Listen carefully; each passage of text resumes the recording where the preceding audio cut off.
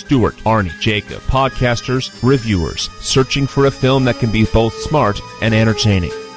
Then the upcoming release of The Avengers alters their movie viewing. And now the podcast hosts watch each and every film based on Marvel Comics' The Incredible Hulk.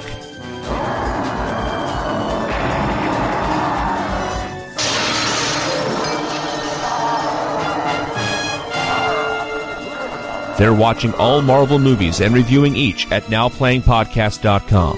Mr. McGee, don't make me angry. You wouldn't like me when I'm angry.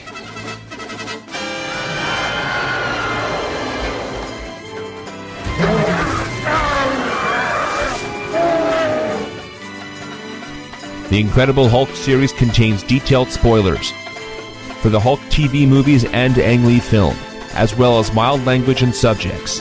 Listener discretion is advised for the conversation that dwells within.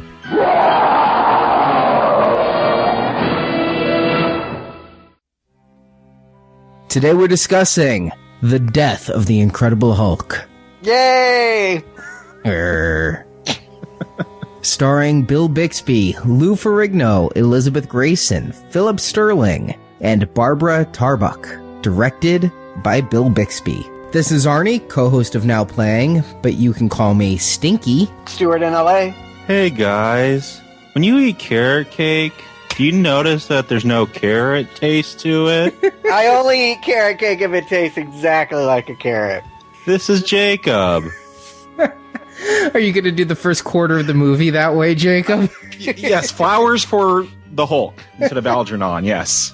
I'll gradually get smarter and then realize what I'm watching and get stupid again. And we are discussing the last of the made-for-TV movies for the original Incredible Hulk series. And I honestly think I blame Daredevil for this being the last of the series, because the Thor one had huge ratings, the Daredevil one had huge ratings. Nobody watched this one. And maybe it was the morose title. I more than likely think the world was like me and they saw the Daredevil one and was like, yeah, I'm done. Well, and we're in a different era, too, where superheroes are back on the big screen in a big way. I mean, Batman was a huge phenomenon. It interested a whole lot of new properties. They wanted to bring Hulk to the big screen. They wanted to do it, okay, I'll go ahead and say it, properly. And this just wasn't enough at this point. It kind of put this to shame. Well, it's not like superheroes weren't on the small screen around this time, lest we forget the Flash TV series. Yes, let's forget it.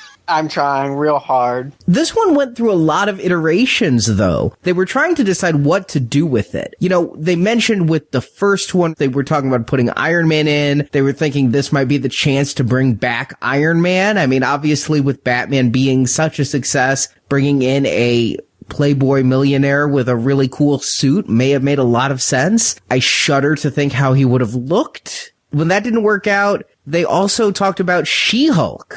Can either of you guess who they cast to play She-Hulk? Pamela Anderson. This was 1990. She would be like 16. Okay, she hadn't quite broke yet. Okay.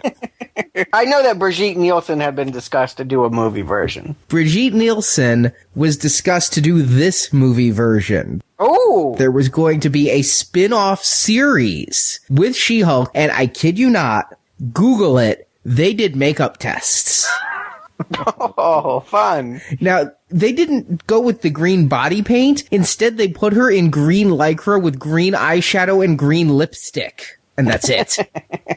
Oh, fabulous. It's abominable. It's really ridiculous. It's hysterical. Just Google Brigitte Nielsen She-Hulk. And yeah, she was supposed to be in this and get her own spin-off series where she'd get a blood transfusion from her cousin Bruce and be able to carry on the Hulk ways. But for whatever reason, and I'm not able to find out quite why, they just decided that the Hulk should be the only superhero in this one this time.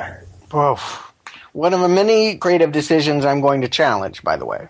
I have to agree. I've enjoyed the way the past two movies expanded the universe, more so with Thor than Daredevil, but I have to say, I remember in the 80s when I was tuning into these, being excited to see Hulk with other superheroes and the opportunity to bring in, you know, Bixby had initially wanted to bring in Spider-Man. By 90, Spider-Man was in rights limbo. The Fantastic Four, we know, was off in Corman Land, but to bring in Iron Man, to bring in She-Hulk, some of these other characters, I would have really enjoyed seeing. And in fact, for the longest time, I mentioned this last podcast, I've never seen this before. I knew there was like a spy agency. I thought Silver Sable was in it, but no, it's nobody. Very odd to me that there's not a crossover here like the last two. But it definitely seemed like Silver Sable, maybe Black Widow, going that route, but they never call it out as that. I must confess, this is the only one of the TV movies that I've seen any bit of, actually. It's kind of ironic, Arnie. You said you didn't see this one. I actually remember making a point of tuning in. By this point, I was a pretty avid TV watcher, and while I didn't want to watch an entire movie, I thought, yeah, you know, I can be turned on to a gimmick. I wanted to see how they were going to kill off Hulk. And so I actually tuned in to the last 5 minutes of this movie, which, if there was any suspense at all to this movie, it completely spoils it when you know the end.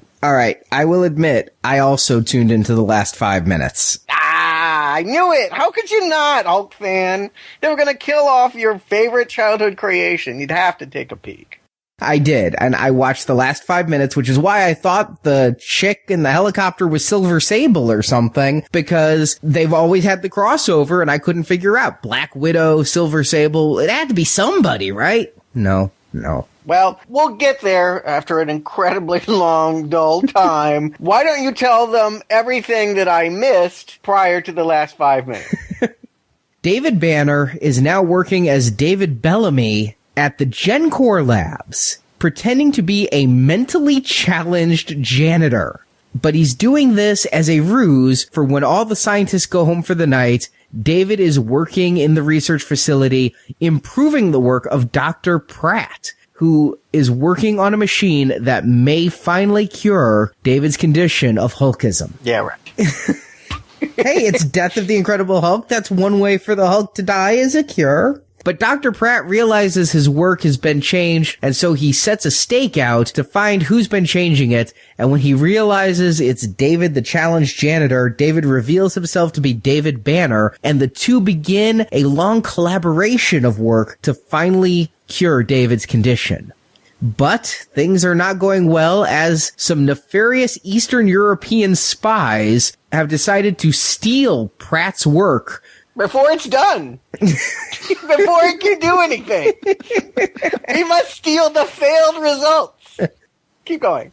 Kasha is the figurehead of the spy network, and he blackmails Yasmin, a undercover operative who can be a real chameleon in every situation, to do this one last job as they have Yasmin's sister hostage. So Yasmin agrees and goes undercover, but happens to break into the lab the very night David is about to be cured.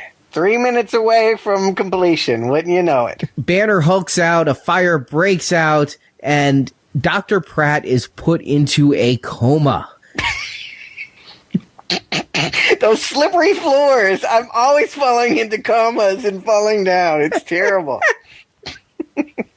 The data disks Yasmin stole were useless, and so she is ordered to go back and kidnap David. But she revolts, and the two of them run off together and fall in love. With Yasmin's help, Banner is able to revive Dr. Pratt from his coma by telling a story about when...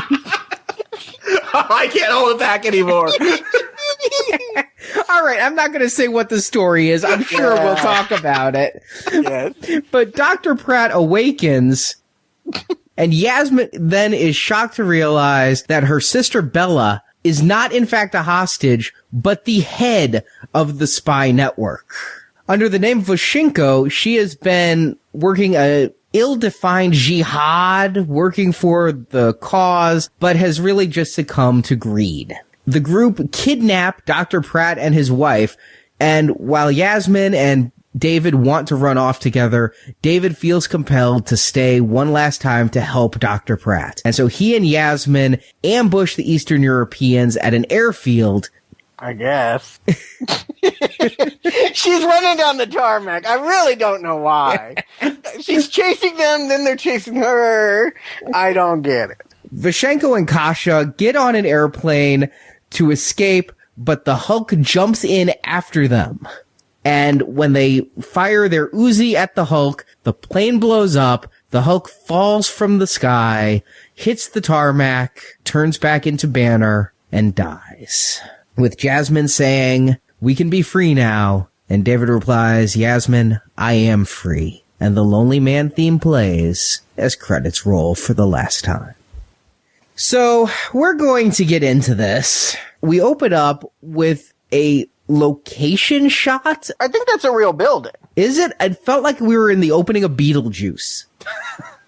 I don't know what that means, but there are lots of structures that are built like this. It actually reminds me of a lot of buildings that are made around college campuses in the 60s. They're riot-proof. The whole idea is they built architecture that was so crazy that should anyone try to take them hostage, it would be impossible because of the layout of the place. It's just ugly 60s architecture. What confuses me, however, is it's a secret lab, right? Like it's out in the middle of a giant forest, and David himself is living in a cabin. There's also this giant city, apparently, where he goes to cash his check.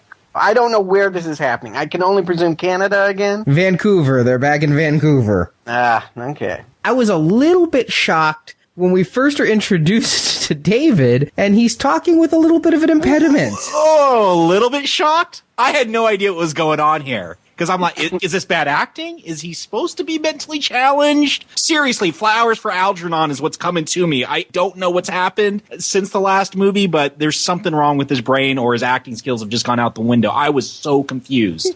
Out the window? This man's trying to win an Emmy. If Dustin Hoffman can pick up an Oscar for Rain Man, he thinks that he can show him up. And he even kind of looks like Hoffman in this.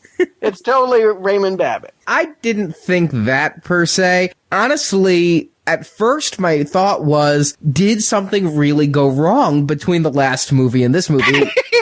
Well, he's directing like he had a stroke. It might be reflected in the performance as well, but I think I knew what he was doing. I thought it was part of the act. I did think it was an act, and honestly, Jacob, you thought Flowers for Algernon. What I went back to was the original Hulk comics, because in the Hulk comics, the leader started off as a fairly stupid janitor who gets involved in an experiment and becomes incredibly smart. And so I thought that they might actually be paying homage to the comic. And again, not knowing if or what hero would be in this one, I kind of wondered if the leader might be showing up. Maybe David Banner had a mentally challenged twin who might become the leader. This is where my mind was going. Arnie. You guys may laugh, but I just finished watching an episode of the Hulk series for the Venganza Media Gazette, and they had the evil twin plot going on. They had Bixby in an evil mustache playing a doppelganger of himself. Is this where Knight Rider got the idea? I think they stole it from Hulk, yes. It was Garth Knight 5 years earlier. So, it's not all that far-fetched. All I gotta say is, whether I recommend this or not, I'm recommending this first 5 minutes because it is such a trip. Stuart, you've talked about Bixby and just this melodramatic, oversensitive. And I'm like, they neutered this guy at the beginning of this film. Like, it just comes off weird because you have no idea what's going on with him. Arnie, maybe he's the leader. I don't know. It just takes a while to play out, and it's just a weird feeling. Well, that's the thing, is I think that I knew what they were doing, but they do it for so long before he shows his hand. I did, by the end of it, start to wonder, like, well, no, maybe, he got hit by a car and he just hasn't been right since. That hitchhiking is catching up with him. They do overplay their hand, and I guess that's my review of the whole movie, is that it's just, I'm 10 steps ahead, and they're never wanting to race up and catch up with. It's ridiculous how long it takes for him to wink at us and show that he's not actually got any mental impairment. I do like the fact that they don't waste any time, though, showing us he can still Hulk out. This is when I realized it wasn't an evil twin brother, because there's a random mugging. David gets mugged a lot. No, it's so lame. It's so perfunctory just to, get a Hulk scene in early because there's no point for him to show up. Really, ever. Yeah, it's totally arbitrary. It plays no part in the rest of the film. These guys never show up. They're not part of the evil Eastern European gang. It's just a random mugging scene so we can get our Hulk. Like I said, he's not even in a city. For the rest of this movie takes place in a forest. But, he's suddenly in, this dark, seedy alley, and they're pulling him down. I will say this. The coolest moment in this entire movie, including Hulk's death, the coolest moment is right here at the beginning. Lou gets to run through some walls. I thought that was kind of fun. I told you, that's his thing, is he runs through walls, and he does do that. I was, again, disappointed, though. I complained last podcast about how Trial of the Incredible Hulk had all that sped-up action. This one was even worse. All the action scenes are obviously played at fast forward, but even some of the dramatic scenes are played at fast forward, which is really weird. I don't think anything's played that fast forward in this movie. I thought they had it on slow-mo, if not pause, for at least half of this. Well, here they have just the obvious stunt double when David's getting thrown into a door. I mean, it's just obviously somebody with a totally different build and a bad wig. Then yes, Hulk out. And yeah, he does smash through a lot of walls. And I'm going to give them credit. I haven't really liked Ferrigno's makeup in these movies. I thought they did a good job here. He's kind of downsized a little bit, but the wig is working for him. The paint's a little bit darker green. Lou looks good in this.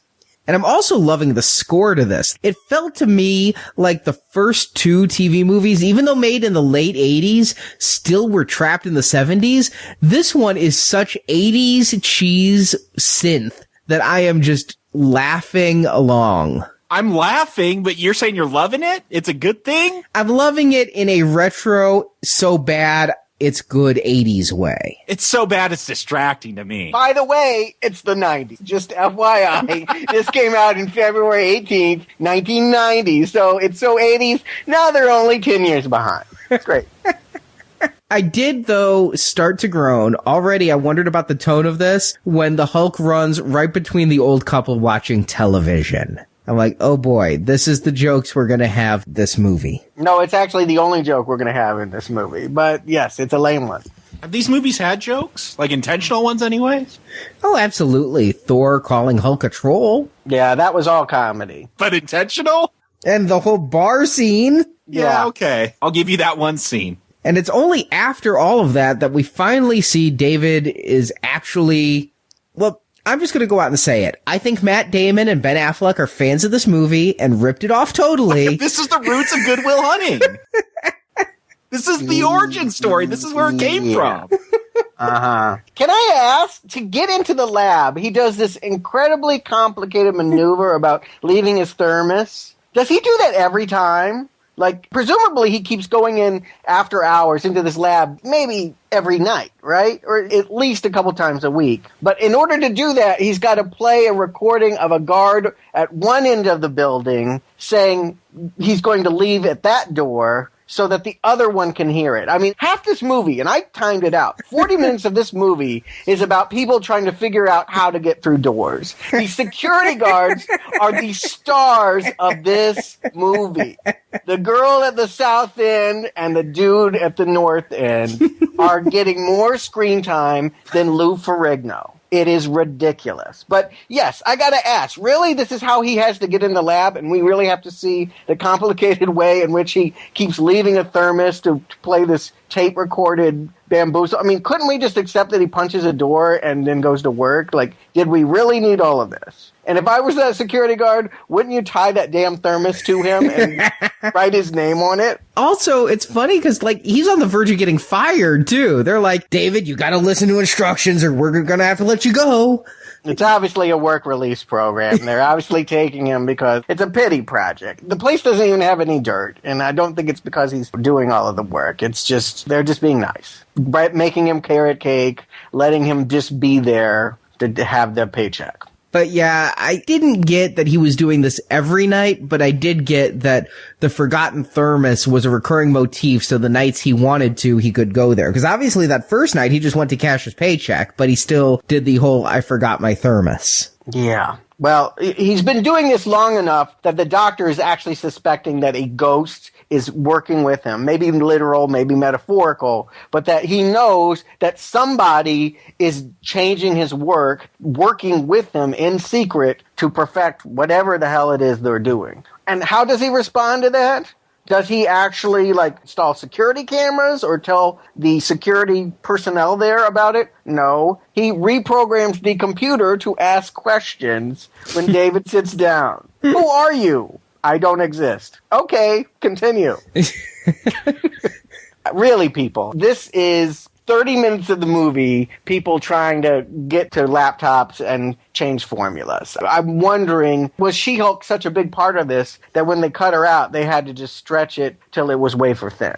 She-Hulk could not have been a part of this script. Oh, you don't think so? There is no way She-Hulk could have been a part of this script because they were planning on going with the comic book origin where She-Hulk needed a blood transfusion. The only match was David. He was all worried about what the transfusion would do to her. Of course, it gave her Hulkism, and you know, depending on which incarnation of She-Hulk, she was either exactly like the Hulk or sometimes she was able to maintain her intelligence, but... Oh, see, I thought it was going to be Yasmin. I thought for sure this Russian spy chick was going to get zapped with gamma rays and she was going to become She-Hulk. No, they were planning the blood transfusion in the early She-Hulk scripts. Oh. So, no, this was a different script. They just went a different way. Totally. But wow. There's no way you could shoehorn anybody of interest into this, including apparently the Hulk. Wow. But let's talk about Yasmin, because she is also introduced in this movie, and I knew she was evil because this is a Hulk movie, and when we first see her, she's on a racquetball court, so yes. I know something nefarious is afoot. Because that Thor film was so great, let's just repeat all those beats. And I'll get into some more throughout this film, but yes, the racquetball. The bad guys are introduced on the racquetball court. She has a tape recorder in her ass. She's literally trying to tape somebody while they play racquetball and get them to tell secrets. Not the best way. Like, can you even hear with the ball bouncing around and the thing shoved up your rectum? You're going to get a good sound recording or whatever it is they're busting for. And then you're going to, like, toss it out. Like, not even wash your hands. Toss it out and give it to Allen Ginsberg on an exercise bike.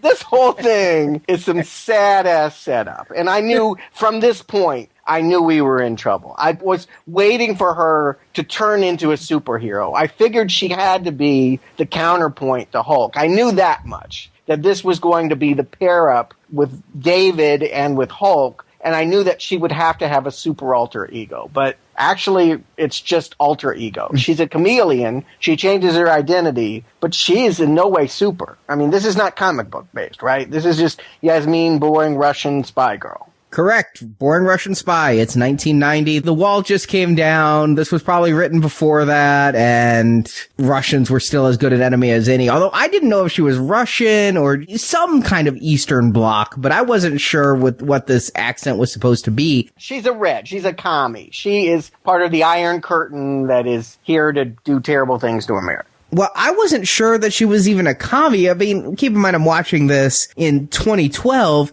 far post 9/11.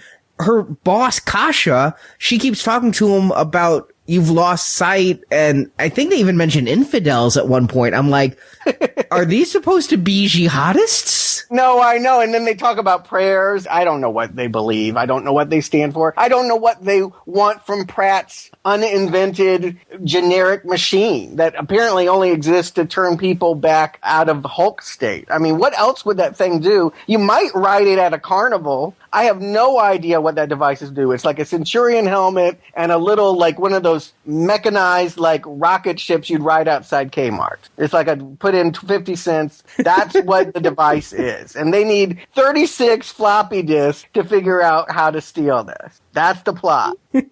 I loved seeing the floppy disks, I might just add. It was just so retro to see. And I'm sure those were cutting edge because they were 3.5 inch and not 5 1/4.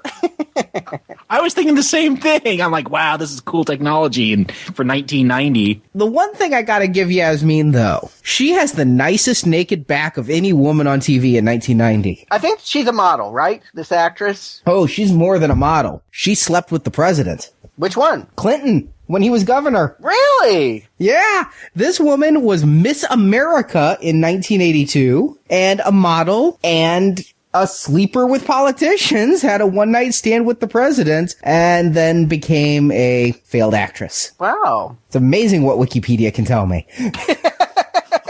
But you jumped ahead to her nakedness. Yeah, because right after the racquetball scene, she's in the shower. She gets naked like 6 times in this movie. I did notice that. So yeah, she is working for Kasha, and her sister, Bella, is kidnapped so she can do one last job. That old cliche. Mm-hmm.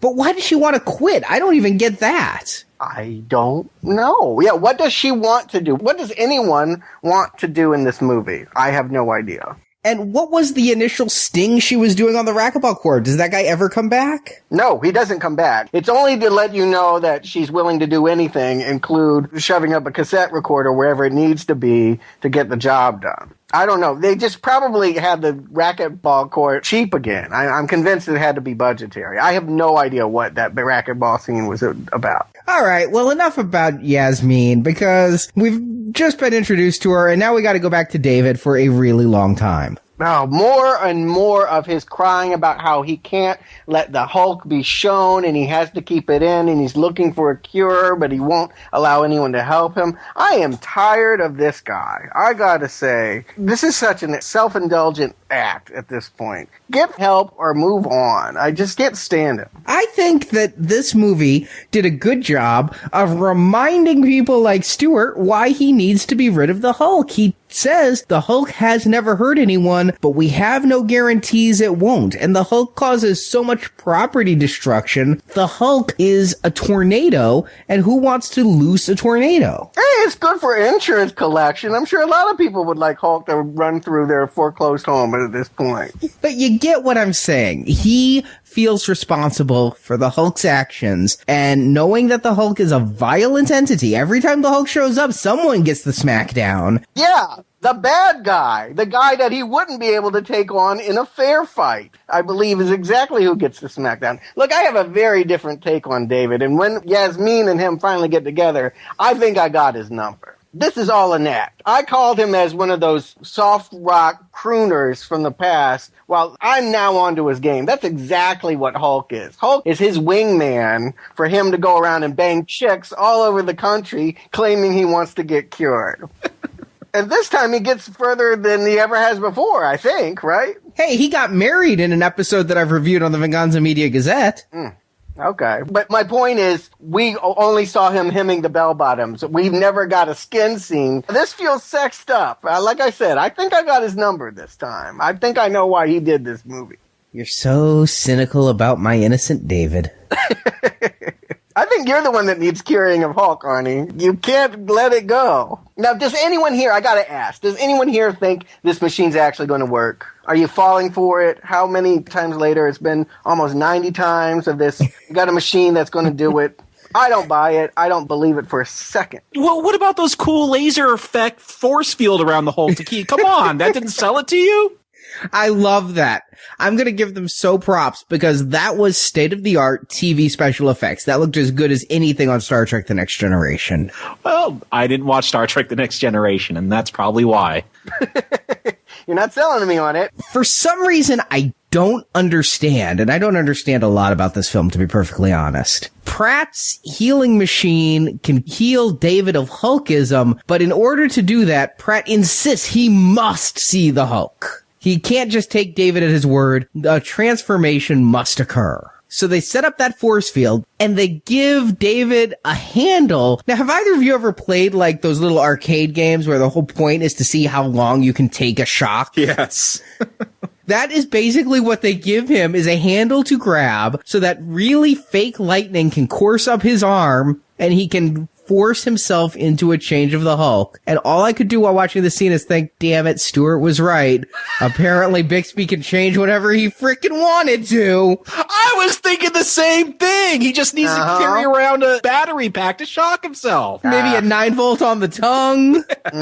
So annoying. Yes. He's the Hulk whenever the screenwriters need him to be the Hulk. That's the control that's here. I was able to retcon in my own mind. He couldn't damage himself. Well, no. Yeah, he can. And then poor Lou, you know, he's a bodybuilder, not an actor. Don't a lot of actors take, like, really weird classes like mime in order to learn their craft? And here's Lou trying to mime and just not pulling it off. You know, I don't like these scenes. It's not the effects or not the effects. We don't need long exposition scenes to tell us what we already know from all the other movies. I mean, really, anyone tuning into this does not need 40 minutes of explanation about the pain and suffering of David and his Hulk alter ego. And in fact, they love Hulk and don't ever want him to be cured. They want this to go on forever.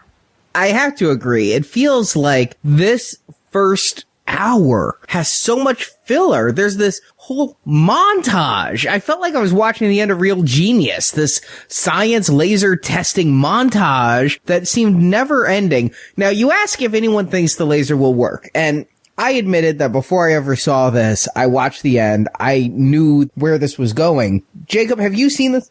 No, this was my first time, and I actually thought the death of the Hulk was they were going to remove the Hulk from him, and then somehow he would need the Hulk, and it would recombine. But I thought that this laser actually was going to work. It wasn't going to be long-term, but it would work until the third act when they needed the Hulk to come back. I honestly, looking at this, I mean, having seen Trial of the Incredible Hulk, where the only trial was in a dream, I wondered, would Death of the Incredible Hulk be they fake the Hulk's death? You know, would you think that they might cure Banner, or would you think they might go the way they went, where it's an actual physical death? Like you, Arnie, I had spoiled it years and years ago, so I knew the answer going in. That's the only suspense here is, are they actually going to pull the trigger on this whole Jekyll and Hyde act? And they do. It would be, I think, a shocker to me. I wouldn't believe that they'd go through with it if this were my first time watching. But because I made that decision 20 years ago, there was absolutely no suspense on even that front. And I'm in the same boat as you, and it's bad on us for spoiling it. Yeah, I know. But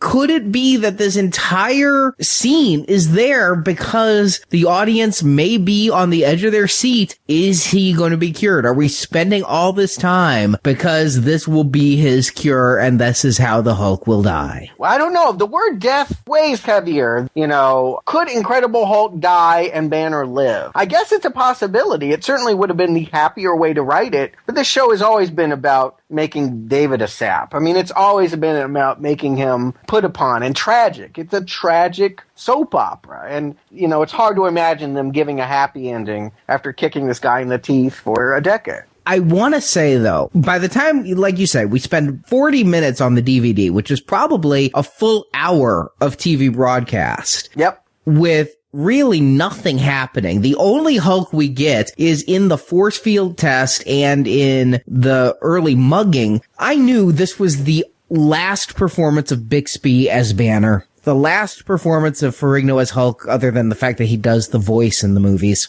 I thought this is a wasted opportunity. I thought that what I'm watching feels so played out after 80 some episodes of all of this happening again and again. It felt like the setup of The Incredible Hulk Returns, where he's in a lab and he's about to get zapped with the laser again. I really felt like this should have been an opportunity to explore a part of David's life and have him doing something else other than I need to be cured to make him have a resolution. Isn't that what I said in Thor, by the way? Just FYI. Are you with me now? That he should have been in a different place than he was for the series in these movies? You know, there was one episode where he actually went back home and saw his family. Siblings, parents. I think that that type of character exploration is what should have happened if you're going to kill this character. That's the difference between this and Thor. Thor,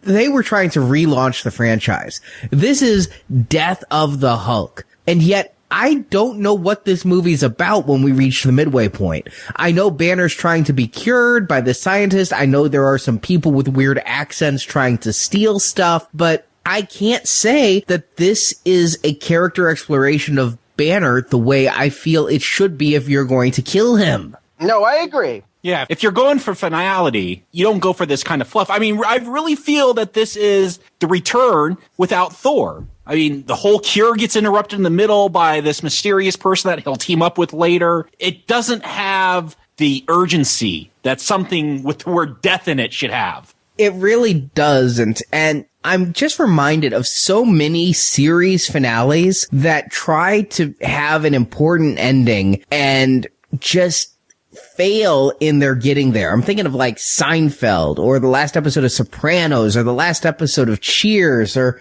to some degree the last episode of Lost. It's like you're going through all these motions and you're trying to put a bow at the end of it, but really the finale this is reminding me of is the series finale of Moonlighting, where they were filming an episode, got news midway through the episode, it seems, that they were being canceled and just had to tack on an ending. This is not feeling like what I want out of Death of the Hulk, which I, in my meta-knowledge, know, A, they die, and B, they never play these roles again. Yeah. Well, television is about the journey. If you're waiting for this ending, it's going to be a real disappointment. But you didn't review 80 some odd episodes on Venganza Gazette because you wanted to find out how he was going to live or die. You did it because you liked the character, you wanted to see him do it. But in a movie, stakes are different. That's what I've been arguing this whole time. TV, do the same thing again and again for however many years you want. You have a special movie, you do something special. My personal feeling is they should have gone with the Superman 2 route. Give him what he wants. Let him see what it would be like to be without Hulk. Let him have him eradicated very early and then realize how much of a part of his identity and how much he relied on that thing is. Make him realize what we already know. Hulk is cool. Hulk should be a part of it. We'd all like to have a Hulk that we could channel. And like I said, having never seen this before, never having seen the last 5 minutes to spoil it, I thought that's the route they were going. Instead we get a half hour of him hanging out with Ronnie and his wife. I thought maybe he's swinging with the scientist, playing chess on the beach. I don't know what's going on at this point. Like, they have no clue what they're doing. They couldn't get Iron Man. They couldn't get She-Hulk, and they're just spinning their wheels until someone pulls the plug, cuts off the budget. Yeah, I think it would have worked if these scenes had conveyed to me what the dialogue later does, because I'm jumping ahead a little bit, but when the old man's in the coma, his wife says, "We thought of you like a son." I didn't get that out of this montage. I mean, I saw them playing chess. I saw them working on science, but because it was a montage with no dialogue, I didn't see affection per se. I didn't see David building a new family, a family that would mourn him, a family that would accept him. I didn't get that out of this montage. Maybe that's what I was supposed to get, but if that's the case, it was poorly done. It was poorly done, and that is what we're supposed to get. But at this point, he's always meeting the love of his life. He's always meeting that person that wants him to stay and hang around. This man has no problems walking on down the road. Like, I don't understand that once the experiment doesn't work, Yasmin breaks into the lab, the gig is up, the two security guards are going to get cameras now so that no one can ever break in here again with a tape recorder and a wig and a chloroform mask. They're going to get this solved. Banner is basically an outcast. He can no longer go back to this machine. Go down the road. There's nothing else for him to do. It's foolish for him to hang around in the second half of this movie. Except he's near the cure, and if Pratt wakes up, why can't the wife do it? I don't understand. She was there for all the testing. Why can't she hit the button? It didn't really look like I said, put a quarter in the machine. See what it does. Well, there was the other part of this. This is the last dose of uranium that Pratt has. So they only have one chance at this. So you're right, Stuart. With the uranium gone, now there's even another obstacle. It explains why Pratt's wife can't just push the button, but it doesn't explain why David would stay, except again, now his father figures in a coma if I realized he gave a damn about this guy. Right, and he's going to get him out of the coma? Like, what can he do at this point? Well, he does get him out of the coma, but we'll get there. Yes, we most certainly will go over that plot point. But just looking at it from the hour mark, okay? He has tried again. He's gotten real close to a machine that could fix him. It didn't work out. Some chick screwed it all up. He hulked out. And he saves Pratt, who had been previously already saved, by carrying him further from the fire. And then he's trapped, so he jumps out of a really high window headfirst. First of all, when we've seen the Hulk jump out of windows before, he's usually smart enough to not try to belly flop. And second of all, that window was pretty high up, right? Wouldn't you say? Oh, I know where you're going with this. Yes. You would think that would leave a mark. Yeah. He just gets up and runs away, tears apart a fence. And this bothers me, not because of how it happened. He's the Hulk, right? He can belly flop into cement all he wants. Or can he? Banner is hanging around at this point. I guess it's because he falls in love. I mean, that's the other swallow it and go on. Well, not yet. That happens later. Well, kind of. He leaves the house saying, I'm going to make this right. And then a bunch of Ford Broncos chase him across a field to a gas station. There's Yasmin with a gun. And from that point on, they're together.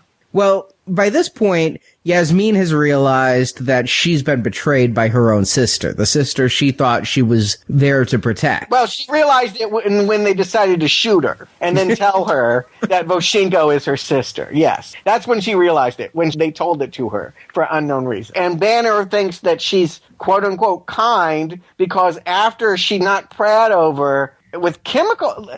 Explain this to me. So she's breaking in. She throws something. It spills. He slips. Pratt attacks this woman posed as a security guard. She pushes him back, and he stumbles back for like 20 yards, hits his head, and drops and knocks a chemical over, which starts a lab fire. It's all very convenient. And he's in a life or death coma from that point on. He's an old man. They need better security. Because she pulled him away from a fire, Banner says she is kind. No, that just means she's not a killer. That is not kind to break into somebody's lab and throw chemicals at them. There's no kindness. Look, Banner wants to get laid. This is what I said before. He is here to bang chicks. This is an act. He doesn't want the Hulk cured. He just wants to use my tortured singer-songwriter journeyman persona to get laid. Grow up. This is not the case. I think you are being very, very cruel to this and reading what you want to in it. I see it as he is a tortured soul. He does want to be cured. He's not trying to bang chicks. That's why he's hanging around with Pratt and the old lady he's married to. The coma, I don't even know if it's a real coma because they say that he just is shutting out the world when he wants to. He may be faking because I've never seen a coma where you can just wake up when you are told a good story.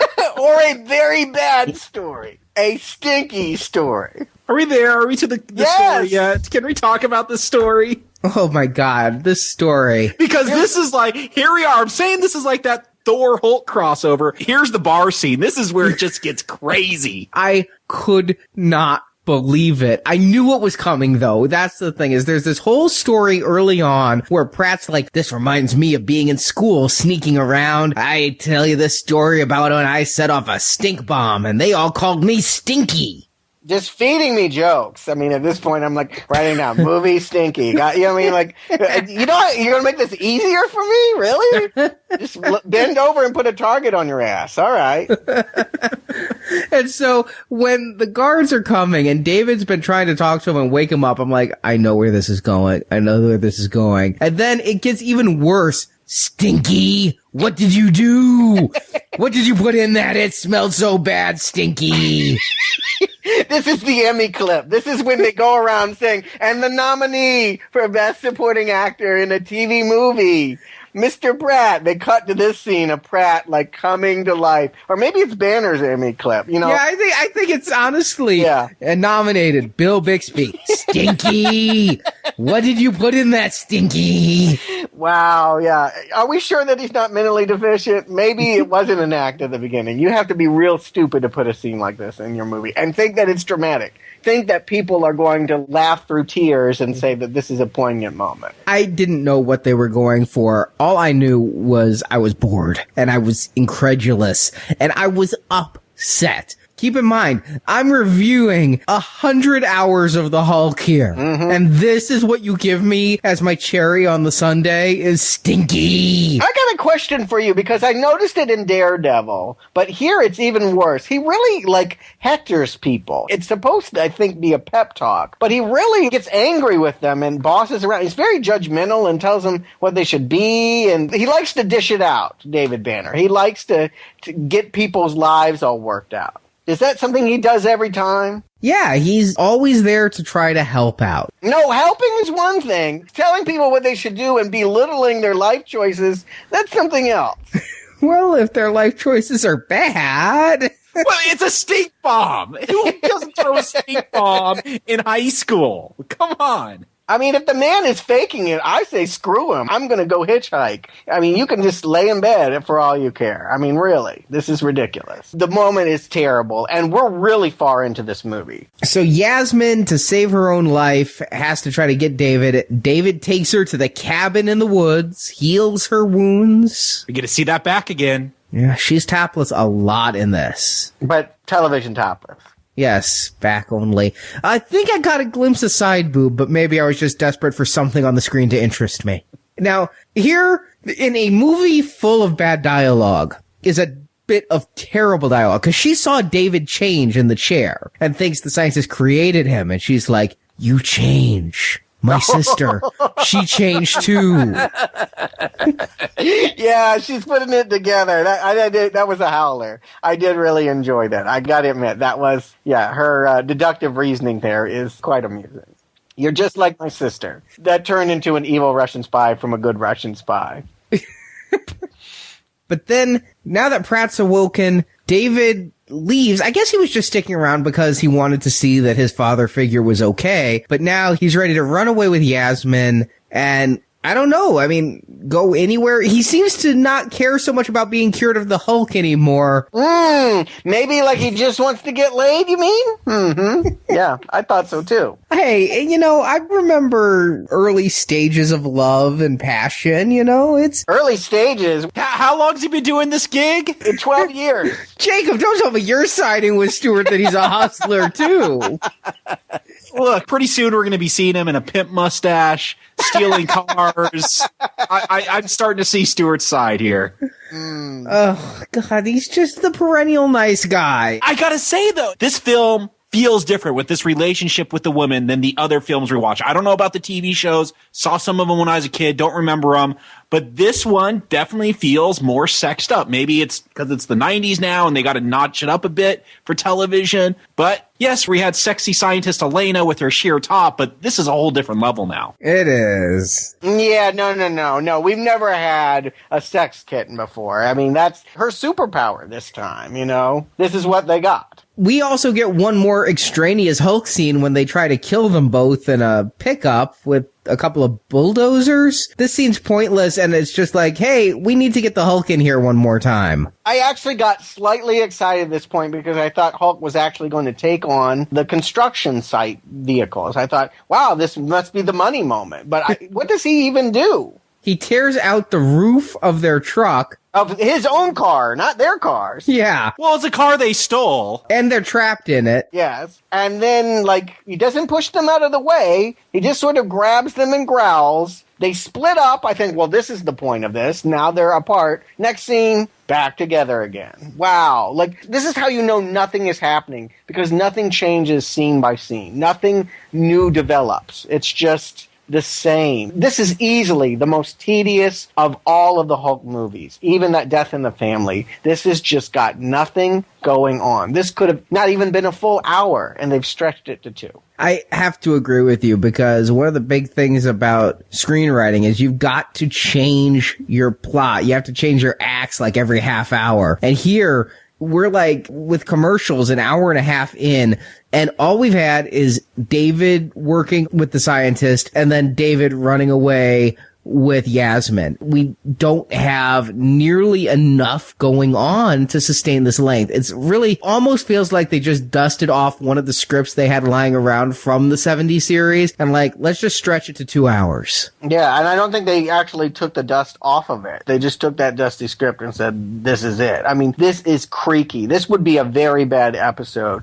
And as a comeback movie, you blame the ratings on Daredevil, Arnie. I blame the ratings on bad movie. But nobody knew that before it was on. They knew it in the first 5 minutes. Yeah, flipping the channel. I mean, really. Maybe if she had taken her top off in the first 10 minutes, they might have had some hangers on. But come on, Night Court's on. There's something else to be watched.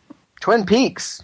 Not for a few more months. But Vishenko and Kasha decide to kidnap the Pratts. They're really obsessed with this seemingly useless scientific research, and yes, right. It seems like they'd have a harder time getting uranium than the Pratts. Yes, and rather than having the wife go and get the discs that the spy did not pick up, they are trying to get them at gunpoint to recite them all.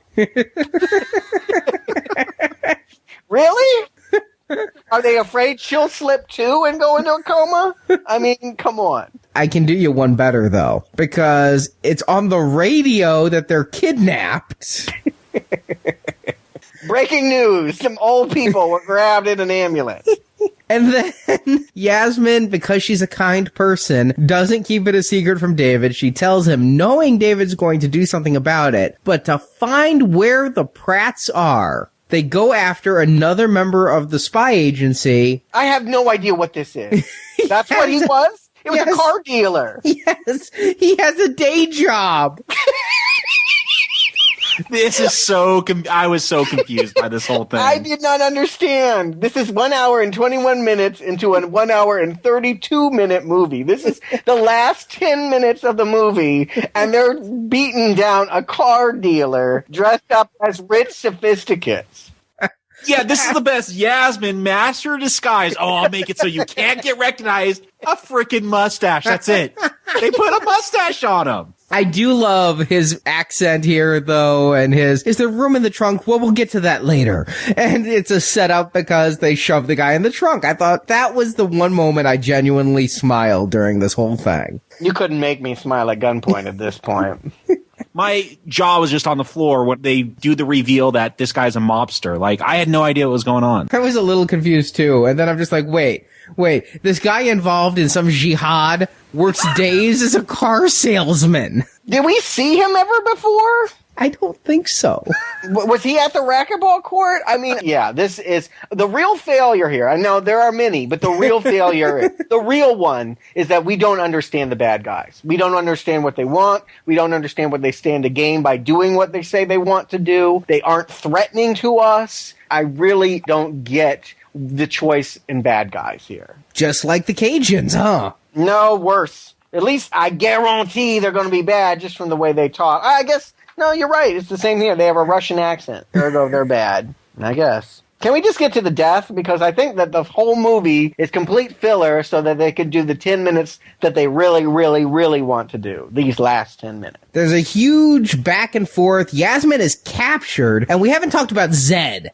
Zed is the most evil of all the Eastern Europeans because he's a torturer with a mustache. Yes. And he never accomplishes anything. Well, it is a family television night. You can't have him actually torture anyone. Anyone? You can't have him do anything? You can't have him... Even off screen, you could do something. You hear some screams coming out of a room, but he does nothing. We get Yasmin's back how many times in this film, and they can't have him cause someone to scream a couple of times? The whole big thing is Kasha is trying to overthrow Vishenko by making Vishenko have Zed kill Yasmin. And my God, I'm tired of these names. And Vishenko wants Yasmin killed quickly. And so, God, I hate these names. Kasha takes that as a sign of weakness, and he's going to overthrow Vishenko. So Zed finally gets to kill Yasmin. And I'm like, finally, we're going to get the torture. No. I don't even know what you just said, Arnie. I'm just lost. And I watched this film. Yeah. No one cares about the inner fighting of the Russians. They needed to have solidarity. They needed to have a clear plan. It would help if they were stealing something that seemed useful to them. At worst, what did they do? They steal a machine that will make Russians not Hulks? Okay. Let them have it. Let them have it. Let everyone have that. If you want to strap on that helmet and ride that little ride and get zapped to not be a Hulk, go to town. But yes, there's an infighting. Basically, the male dude is calling the female chick out weak. And so to confirm that, she brings in the torturer rather than killing her own sister. I did not understand that scene. Might have been ad-libbed. No, the whole thing is that Zed will kill her slowly. And if you're going to show you're truly a ruthless leader, you will allow your sister, the only person you're close to not just be killed, which she was perfectly fine with killing her sister. The only thing she wanted was that her sister would get it quick. And actually, the way to show that is to do the killing yourself, not to outsource it to Zed, the mustache dude. And of course, even he can't accomplish this. She pretends to put in a cyanide pill. He goes to check what's in her mouth. She bites him and pushes a bookcase on him, and we never see him again. Zed's dead, baby. That's the power of reading. That's a better line than anything in this movie, Stinky. But let's get to the main fight here. Cops show up. There's been these two secret agents that have been bumbling in the background. They finally get a posse to come storm the place. I don't even know where these cops came from. They were confusing, too. If they'd been set up early on, yes, that would have been one thing. But they're introduced, like, in the fourth act. Well, maybe McGee called him up, gave him a tip?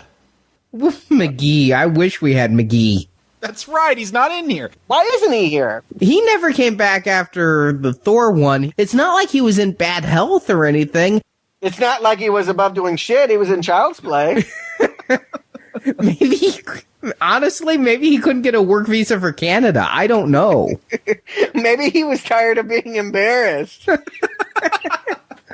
You know, I would have been for it. Again, I think this movie should have been what they talked about doing during the series. Bring McGee back. Have the trial for Elena Marks. Instead, yes. What the hell is this? No, you're right. Yeah, give everyone what they want. Give them closure. If he always wanted to bust the story, have him bust the story. Have him get what he wants. He gets the glory of finally catching the Hulk. I mean, yes, that is what a movie is all about. A series, you don't have those turns. But in a movie, particularly one purporting to be the last one, you have to do those things. But yeah, this doesn't feel like the conclusion of anything. This feels lost in the woods. I don't know why they wanted to tell the story. I only know that they wanted to do what they do to Hulk here at the end. And this is finally the 5 minutes that I've seen. Yes! We were right, Arnie. We were right to turn it on at this moment because there is no reason to watch the previous 115 minutes. Yeah, because I think when I turned it on, I saw some old people climbing out a window, a chick dressed in all black being chased by an airplane on the ground. And again, I thought Black Widow, she's in all black, she's speaking with an accent. I thought she might be the Black Widow. I didn't know. What was she doing? And what she leaves the air hangar, I think, to go catch the plane to stop her sister. Next thing I know, they're trying to run her down. Yep, that's it. Don't all you have to do is like duck and let it. And she can't get out of the way. I got an idea. Get off the tarmac. Well, I think that's what she was trying to do, but they were in an airplane, and after Raiders of the Lost Ark, yeah, I'd get the hell away from a propeller. Yeah, go on the grass. Don't go on the paved. I mean, it's real easy to avoid a plane. But the Hulk comes along, and David turns into the Hulk chasing the plane. What makes him turn into the Hulk? I gotta admit, I thought she was gonna get it. I thought that would be at least my gratification of seeing this chick get mowed down, and that would make David Hulk out. But he just hulks out at the idea of her being run over? Yep. Ugh. Bad, bad, bad. Not gonna get any better. What? They were taking his layaway. I mean, he had finally been able to find a chick he could settle down with. He wasn't having to go to the new town, and they were going to take that away from him. He wants to go to the new town. It's time to go to the new town. God, no. Well, he jumps on the plane, goes up to the cockpit. Vashenka pulls an Uzi. This is the dumbest thing ever. Ever. Yeah, maybe. Go ahead, Arnie. Tell us. Hulk points it to the ground. She fires anyway. Then we see this really poorly superimposed explosion. Everything incinerated but Hulk. And Hulk, like, flies at us like, I don't know. I was thinking like Darkman from a couple years later. He's being propelled from the explosion. Now, not a burn on Hulk. Not a burn. Not one. And the plane's not that high. It's just taken off the ground. Yeah, it had been in the air seconds. Like, literally 30 seconds. Having just done a flight, I can say it was not that high. It could not have been that much higher than the window Hulk jumped out of earlier. Head first towards the pavement earlier. Same exact way as this fall. But here, now all of a sudden, we get like this sad pop song as Hulk falls, and Lou Ferrigno gives us his best "I'm screwed" face. I read in an interview where Lou said this was the best acting he's ever done, and I think he's right, unfortunately. Because I saw Hercules. Arnie, I gotta ask, are you still standing by that these effects were as good as anything in 1990 on TV? Oh no, that all went away once the laser was at Banner's head, but no, it was bad, and this superimposing was bad. Did you guys notice as Hulk was falling in slow-mo and this music was playing, one of the cops crosses himself? No. Yeah, he genuflects to falling Hulk. Aww. It's cute. Well, you know what? And my prediction has come true. Bixby is guesting on this track. It's mostly a chick singing about, ooh, but he actually whispers in the background. He's actually on the track. Did you catch that? I knew he was out here to sing and get laid. I did not. I guess I was distracted by the lack of green makeup on Lou's abs. Yes. It's so bad. And then he falls, onto some cardboard boxes that were painted to look like asphalt? Very much so.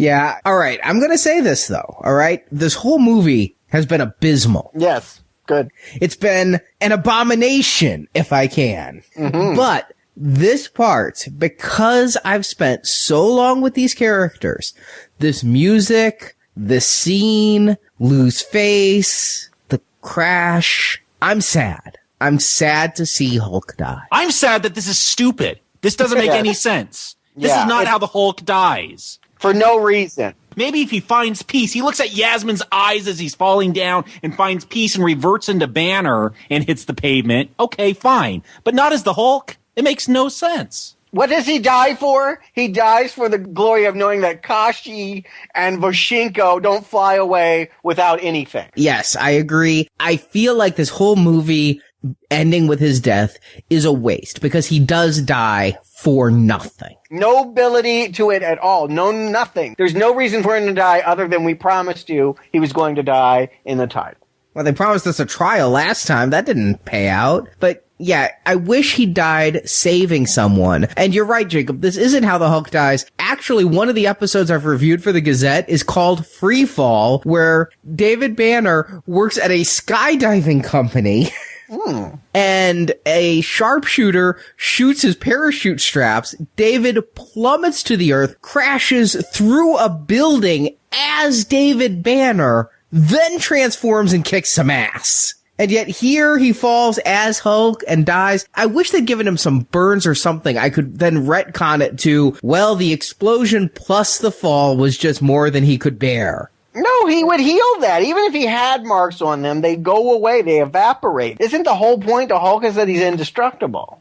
Yeah, and that's what Pratt is trying to study here, is the healing. He's trying to create a healing machine. That's what the Russians want, is healing, so that they can heal their soldiers. But you can only heal so much, and if the Hulk hadn't survived one of these falls before, I would have gone with it and said, yes, that could be what kills the Hulk. Bullets can't do it, but a huge fall could cause massive internal bleeding that he can't heal before he dies. But he's already been through this once before, and so... He's already been through this in this movie. That's true. Head first out the window. Yeah, so he dies for nothing arbitrarily in a movie that doesn't really feel like it's leading up to the Hulk's death. In fact, if this movie were just called The Incredible Hulk and the Russians, wouldn't this come out of so left field that you'd feel like you were tricked?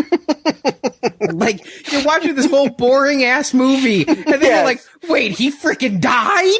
I know. Like I said, I can't get over that he died so that Voshinko and Kashi could not succeed in their plan. I mean, they were going away in failure. They had nothing. They had their tail between their legs. They had accomplished nothing. They had already been beaten. He just blows up for no reason. I mean, there's just nothing satisfying about this ending other than, yes, it kills a beloved TV icon in front of our eyes. I am saddened, though. He turns back into Banner, and it is truly a touching moment when Yasmin says, we can be free now. And he looks at her, and I gotta give Bixby this line delivery when he goes, Yasmin, I am free, and dies. He is free. He has, for 13 years, tried to be free of the Hulk, and it took his death, but he finally no longer has that burden. That is sad to me. Well, I'm free too.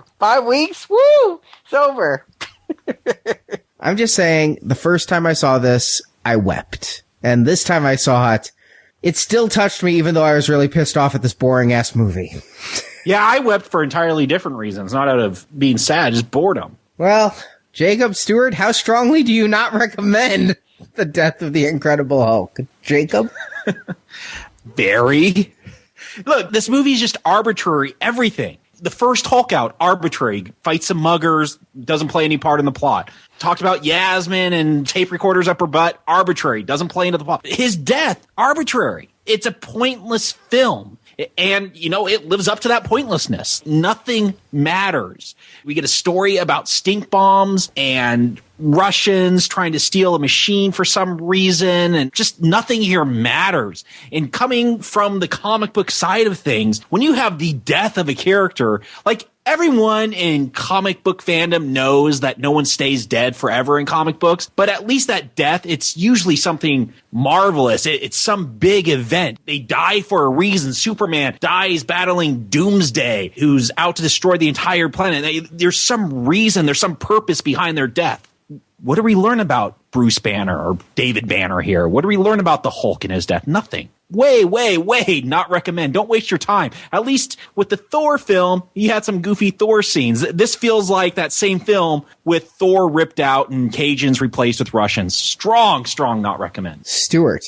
I come to bury Hulk, not to praise him. I am glad this is over. This has been a very, very, very painful stretch for me. I want to get a real Hulk movie. I am ready for next week. I appreciated some of the backstory. I kind of liked the pilot, but not enough to recommend that. And it's been a very rapid descent, hitting rock bottom right here. As hard as Hulk falls out of that plane is how badly this character in this series has fallen. This is the pits. I have never been so irate at being so bored. The strongest of not recommend. And I also I wanted so much to end this series, this portion of this series, the TV era, by going green and giving it a recommend. It's Hulk. I felt it deserved some green. I went into this preparing to recommend it at all costs. I'm glad if they couldn't cure Banner, at least we've cured you. Yeah. Jacob used the exact right word, arbitrary. This whole movie is absolutely abysmal. It would be bad as an episode. As the death of the Hulk, it is a betrayal of the character because the death feels arbitrary. It wasn't built up to. This should have been his ultimate story. This should have been a closure to his arcs. This story didn't feel about him at all. It was all about the Pratts. A lot of security guards. Yeah, a lot of security guards. And I just couldn't believe it. I couldn't believe that Bill Bixby directed this and yet marginalized his own character. Usually when we see actors turn directors and star in their own vehicles, they marginalize everybody else. Here, the only person marginalized more than Bixby is Ferrigno. This movie is truthfully sad to me because the Hulk dies. And when I watched just that 5 minutes, I wept. When I watched this whole 90 minutes, I was glad he was dead because my pain was over. That takes quite a transformation, I gotta say. From where you were with Thor to being here, well, like I said, you're free, Arnie. You are free. That's the problem with television. You know, Stuart, you've said a lot of things about television that I may not agree with about it. It's not have to be good. It has to be compulsively watchable. But the truth about television, was it Shakespeare who said any story that ends happily ends too soon? Very few TV series end before really just going off the rails into crap. And the Hulk, when it had its 4.5-year run, managed through early cancellation to not hit the doldrums. And then these 3 movies came back and fulfilled the prophecy of making it end in a mound of shit. Although you recommend the first one. I recommended Thor, but it was a weak recommend. And then they got progressively worse. I didn't think that this movie could be worse than the Daredevil one. But the truth is, the Daredevil one at least engaged me. I may not have liked my engagement, but I was at least engaged. This one was just god-awful and a challenge to pay attention to. It's a very strong not recommend. Solidarity. I'm glad. It's been a while since we've all been on the same page over something. Honestly, I wish we were in solidarity with Three Arrows Up instead of all in solidarity and hate. Yes, I would have liked to have watched something worth my time. Yeah. Yes, always. I would always rather watch something good than something meaningless. This isn't bad. This is meaningless, is what we watched. It has no value at all. It isn't amusing as a bad movie. It is completely without merit. The only thing I can give this as a possible excuse, and the only sign off for it, would be that this wasn't actually intended to end the series. I don't know why or how. It did a good job of ending it. It did, and after this, nobody wanted to touch the Hulk. Keep in mind, CBS aired the Hulk. CBS canceled the Hulk. Bixby was like, we're going to do movies. CBS wanted no part of it, so they had to go to NBC. Well, after the ratings for this stinker, they wanted no part of the Hulk either. And so Bixby was out trying to sell a plot for Revenge of the Incredible Hulk, where the Hulk seemed dead, but he's not. And apparently there's a script for this that can be purchased at cons or somewhere. I couldn't find it. If any listener can find me the script, I would love to read it. And I will review it on the Gazette at the end of the Hulk series, because I would love to read this. Apparently, from what I can tell online, the plot is the Hulk comes back to life and now is trapped in the Hulk's body with Banner's intelligence. So Lou would have to act like Bixby. Yeah, which would be crazy. Now, in this time period in the comics, they actually did that. Several times they've put Banner's intellect into the Hulk's body, where the Hulk would be smart and strong. I believe it's the Gray Hulk that was the smart scientist Hulk. Well, no, the Gray Hulk was actually the bad attitude Hulk. He was Mr. Fix-It. He was kind of a gangster. That's right. With a zoot suit. What? Yeah. There was Professor Hulk, who was the giant green one that had kind of the bad attitude of Gray Hulk, the intelligence of Banner, and the strength of Green Hulk. But let's not forget, in the mid-'80s, they just had regular Green Hulk with Banner's mind for a period, and then it was kind of like the Jekyll and Hyde thing, or Flowers for Algernon, if you will, where Hulk started to lose his intelligence. They've made Hulk smart many times. His intelligence is always fluctuating. The key is making Lou be able to pull that off. Yeah, I don't think that would have been a way that they could have gone. I think that whatever my misgivings about Bixby, I really never had any misgivings about Bixby. I had problems with the way his character was written. You need him to convey the human emotional side. I just don't believe Mr. Ferrigno could do that. And mercifully, we never have to know. You say mercifully, but Bixby was trying to sell this, and he was going to ABC and Fox, the last two networks. Fox might have done it. Fox was going to. They're the ones that killed Doctor Who in a drive-by shooting in L.A. They would have done it. Fox was planning on doing it, but sadly, Bixby was diagnosed with prostate cancer and truthfully did die not long after his character, which really makes this whole thing even sadder for me. If there was another movie, if Bixby hadn't died, there's no way I would have wept when I first saw this, because I didn't see this first run. I saw it on USA years later, after Bixby had died. And this time, I still felt bad, but I felt bad because Bixby himself was dying, and it had died. And I think that's right. If an actor's last time you see them is a death scene, and then they die, even though it was, a couple years later, it wasn't like the next day, it's just going to color the way you look at that. You feel like you're watching Bill Bixby die in that last scene. Yeah, and so, I would recommend doing what you and I did, Stuart, and watching just the last 5 minutes.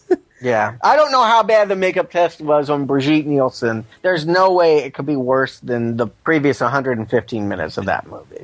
They should have had She-Hulk. Stuart, I looked it up while we were recording this.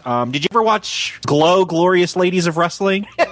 It's pretty bad. I bet you I would have laughed. Yes. I had to mute myself when I was looking at those pictures because I was laughing. This is the end then, and I do believe because they couldn't actually make the Incredible Hulk movie work because Bixby did pass away, to bring it full circle, Fox was like, well, let's do other Marvel characters. Hey, how about some Generation X and then Nick Fury? So I think Death of the Incredible Hulk is directly responsible for Generation X and Nick Fury. And that's a good thing? So now I hate it more? I mean, really, like, I thought that I couldn't give a stronger not recommend. But now, yeah, I'm ready to push everyone involved out of an airplane. Well, I'm glad to be leaving TV land. I feel like, wow, this has been really hard. Most of these TV movies have been a real chore. And, yeah, I'm excited for a movie. No matter what quality it is we're going to get, from this point on, it's straight on movies. Marvel movie, not TV movie. That's right. We are in, well, there is some Spider-Man, but for the most part... For the Avengers retrospective, at least. Yeah, give me a break, please. I don't even want to think about that guy in a red nylon that I got to look at in a couple months. But yes, for the Avenger series, it's all theatrical, and next week we have Ang Lee's 2003 Hulk, which ends the Hulk leg of our series. Yes, there's one more Hulk film, but we're going to get to that when we finally do the Marvel movies. Yep, we're here, guys. I can smell it. I feel like Avengers is in the air now. I mean, we're getting close to our final destination. I'm getting excited. I actually see the light at the end of the tunnel. I'm thinking of getting an Avengers tattoo. That's how excited I am. Might want to wait. Make sure the movie doesn't suck. Yeah, you would have gotten a Nightmare on Elm Street tattoo a couple years ago. I think you really should wait for the movie. Actually, I'm still thinking about that one, too. Just make sure it's a comic book version of the Avengers. That way, if the movie flops, you don't have Christopher Evans on you. Yeah. Well, we will be back next week with Hulk, and we'll talk to you then, puny human.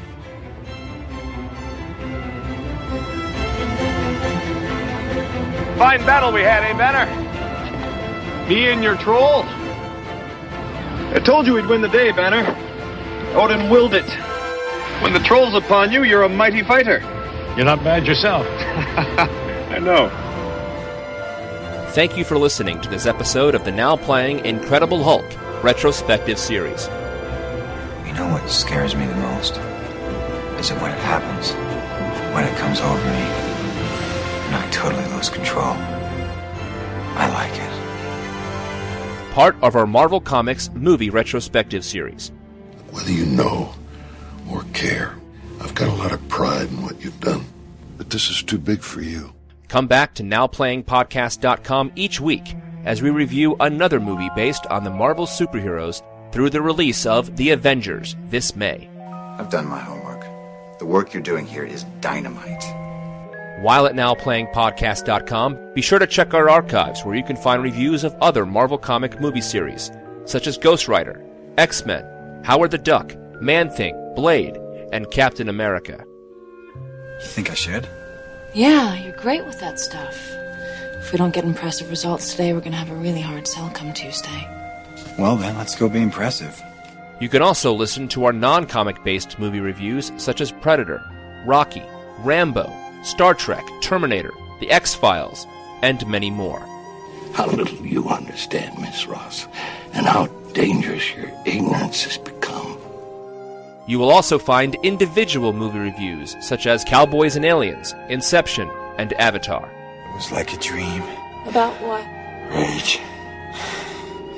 Power. And freedom. While at NowPlayingPodcast.com, be sure to join our forums where you can discuss this show with other listeners. We're gonna have to watch that temper of yours. My mother always used to tell me getting angry doesn't help. You can also follow Now Playing on Facebook and Twitter, where the hosts post new episode announcements and written movie reviews. You can trust me to do what I think is right, not what you think you want. The links to our social media pages can be found at NowPlayingPodcast.com. Let's go. I'll go. You just watch me go. Support from listeners like you help keep Now Playing operating. You cannot imagine the unbearable finality of it. What can I do? You can find a link to donate using PayPal at the bottom of our website, NowPlayingPodcast.com. Come on, Bruce. Let's see what you got. You think you can live with it? Take it. Take it all! You can also show your love of Now Playing Podcast by shopping in our store, where you can buy panties, t-shirts, coffee mugs, calendars, teddy bears, and much more. You see, I can partake with the essences of all things. Do you really believe that I am separate from you? Now Playing's Incredible Hulk retrospective series is edited by Arnie. You poor soul. I guess we've all got our crosses to carry. Now Playing credit narration by Brock. This will be the greatest performance of your life. And the last. Now Playing is not affiliated with Marvel Enterprises, Universal Studios, or Image Entertainment. The Incredible Hulk and all that the Marvel Universe contains is the property and trademark of the Disney Company, and no infringement is intended. Peace of mind is for the dead, my friend. I guarantee. The opinions expressed on Now Playing are those of the individual hosts and may not reflect the opinion of Venganza Media Incorporated. Think of all the harm they've done to you, to me, to humanity. Now Playing is a Venganza Media production, copyright 2012, all rights reserved. I suppose I'm leaving now. Good guess. We've caused enough trouble. Call me when there is war to wage, demons to fight. Farewell. Farewell.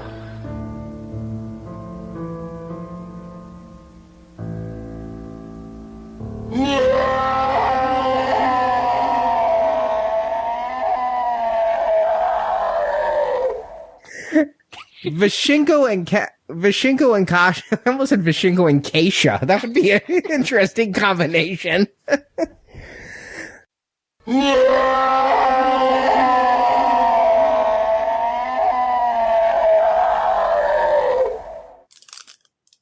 Are you playing cards? Sorry, I'm making a drink. That's how you get. Can you make me one? Yes. Really stiff. Wait, too late. I already watched the movie. Sober. That's your mistake. This is why you keep not recommending. You don't drink when you watch this shit. I'm trying to take notes. I'm trying to treat this like a real movie. That is my mistake. I do too. No one should take these too seriously, except obviously Bill Bixby.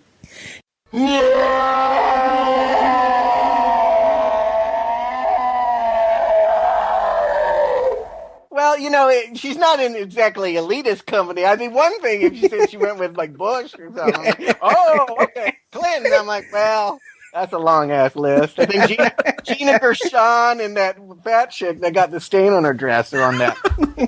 What was her name? Monica Lewinsky. Yes. The fat chick with the stain. That's cold shit. You know what I mean. It's not exactly like your, Marilyn Monroe, Mr. President. I mean, he's banging it nightly. The only one he's not hitting is Hillary. Let's just keep going on about Clinton's sex life. I would rather talk about Bill Clinton than anything else in this damn movie. That's why I brought it up. I'm like, hey, something interesting to talk about.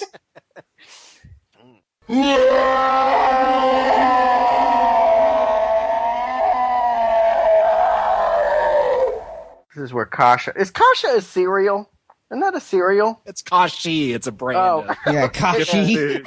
Okay, I'm like, what is that? Oh, yeah. Okay. I feel like that's we're getting into poo territory if we're going to make a cereal joke. No, I was literally asking. I'm like, where have I heard Kashi before? Well, there it is. It's a cereal. Kasha. All right. I guess it's like Sasha. It's just a generic Russian name.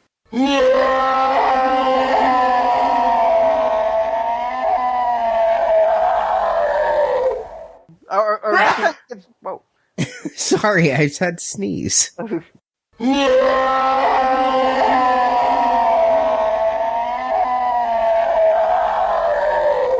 But let's get to the main fight here. Bruce.